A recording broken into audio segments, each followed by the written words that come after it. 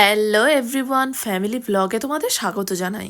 আজকে সারা দিনটাতেই ছোট বড় অনেক সারপ্রাইজ পেয়েছি। মুভি দেখতে যাওয়ার প্রোগ্রামটাও ছিল, তার মধ্যে একটা সারপ্রাইজ। আগের ব্লগে তোমরা দেখেছো সবাই মিলে গিয়েছিলাম মুভি দেখতে, তা এখন যাচ্ছি বাড়ি। বাড়িতে এসেও যে আরেকটা সারপ্রাইজ আমাদের জন্য অপেক্ষা করছে সেটা জানো তো একেবারেই বুঝতে পারিনি।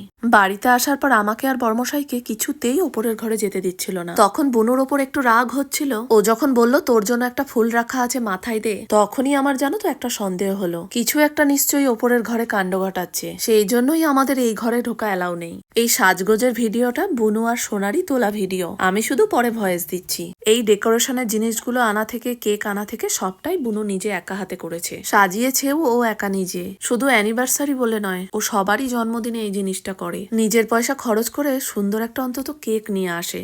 এই দেখো, এই লিপস্টিকটা আমার জন্য বুনু নিয়ে এসেছে। অনেকদিন ধরেই জানো তো এই কালারের লিপস্টিকটা কিনবো ভাবছিলাম। অ্যানিভার্সারি উপলক্ষে কিছুদিন